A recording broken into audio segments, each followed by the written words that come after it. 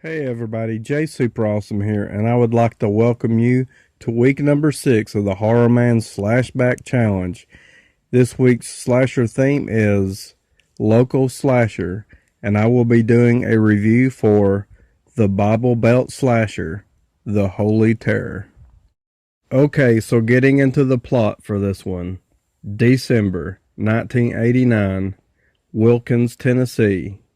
After years of confinement at a hillside sanatorium, notorious killer and religious fanatic Jason Fry escapes to begin a blood-soaked crusade of revenge against those he believes to be sinners. Only Dr. Landers knows what Fry is, and he'll do anything to stop him. Pray for mercy. Okay, so before I get into my likes and my dislikes, I wanted to briefly talk about the Bible Belt part of the title and how it directly relates to my general location. Now, this movie is supposed to be set in Wilkins, Tennessee, which I believe to be a fictional location, but the Bible Belt part of the title is a direct reference to my general location and my county and surrounding counties. And it's basically because we're known as the Bible Belt because we have a lot of religious elected government officials who don't allow a lot of businesses to come in if it kind of relates to sin. So really up until recently, we just recently, within the past few years, got liquor stores. And before, even on Sundays, you couldn't even buy alcohol until after church hours, which I'm sure there's a lot of places that are the same way. Oh, and we've never had strip clubs, but that is the Bible Belt reference to the area I live in. And I just thought that was neat to do the review for this movie as it relates to my general location. Okay, so getting into my thoughts for this one. I guess I should start off by saying that the Bible Belt Slasher, The Holy Terror, this is meant to actually be part 2. It does not say that on the cover, but on the back and in the special features menu, it clearly shows the Bible Belt Slasher Part 1, which is basically, roughly, like a 30-minute short, and it's supposed to be Part 1. And it gives you the general setup for this movie. You get to learn about the killer and why he's doing what he's doing.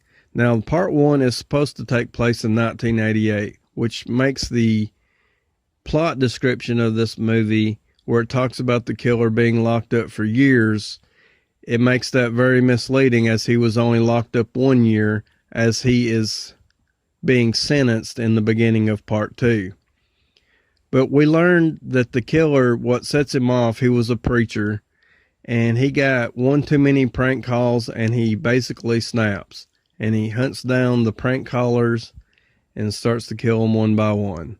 Now, I actually enjoyed the short better than I did the full-length feature, as the short was slightly a little better acted, which is not saying much because it still wasn't really great acting at all. But overall, one positive thing I can say about both parts of the movie is that I really enjoyed the kills. The kills were pretty good. There's a decent amount of gore and violence, and that is probably the best thing about the movie. The acting in both parts of the movie is absolutely over the top, ridiculous. It's really bad. Even in part 2, they're wearing wigs. I mean, it's very self-aware. It's so self-aware. They know. It's like they knew that this was not going to be good. I think this was made with like a $12,000 budget. And like all the dialogue is over-exaggerated. And I don't know where else to go with this. Okay, so in the middle of part 2, there is a music video that pops up. And you have to watch this entire music video. And man, I struggled through that. That was the roughest part of either movie. And there might actually be people that might dig it, but I struggled through that part. The killer, I didn't actually really care for the killer too much. I thought this movie does give a pretty good slasher setup. The setup is really good. Like I said before, the kills are good. But the killer himself, he's full of one-liners, which I found some of them to be funny and some of them not so funny and a little annoying. But the part that was the roughest about the killer was he was always drooling. In every scene, he had spit coming out of his mouth, or he had spit running down his chin as he would speak. It was nasty. So, like I mentioned before, the killer, he was a former preacher who basically turned psycho after receiving one too many prank calls. Now, he is stalking his victims because he believes them to be sinners, which is really kind of funny considering after he kills somebody, he will throw out these one-liners, usually with a religious tone to them, usually kind of like a twisted version of religion, I guess you would say. But he would always tear out a page of the Bible and leave it with his victims, which to a point is kind of cool because it's adding some extra character to the killer, but at the same time, not overly effective, but, you know, somewhat decent, I guess. Not a huge fan of the movie overall. It's not one that I can recommend, even though I actually kind of did have fun with it in a so good it's bad kind of way, once again. Oh, man. Okay, so there was another thing that I'm just now thinking of that I thought was extremely cool about this movie. There is a scene that takes place in the video store. Now, part 2 is supposed to take place in 1989. And so we get a scene inside a video store where they still rent VHS tapes. And you clearly see the horror movie section. There's a guy looking through horror movie titles. It's really cool. It really pulls on the nostalgia factor for me, for sure.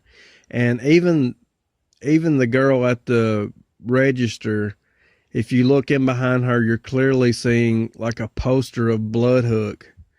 And there's another poster that's behind her, the Curse of the Confederate Cannibals or something like that. I think that's what it was. Man, those posters were really cool. I think there's even a Nightmare on Elm Street poster somewhere in the movie. But for little things like that, I really enjoyed about this movie. The video store scene alone was really cool. But overall, just not really that great. I think this thing is supposed to be set around Christmas time also. Oh yeah, it says December 1989. So yeah. So the first one, December 1988, and this one, December 1989. I think roughly a year apart, which is kind of funny because this movie they do a pretty good job when they're indoors of it feeling like it's in the 80s. But when they move outside of doors, it's like the environment really catches up with them fast because the cars in the background don't match the years for the 80s. Now, the killer is driving a car, which I believe was produced in the 80s.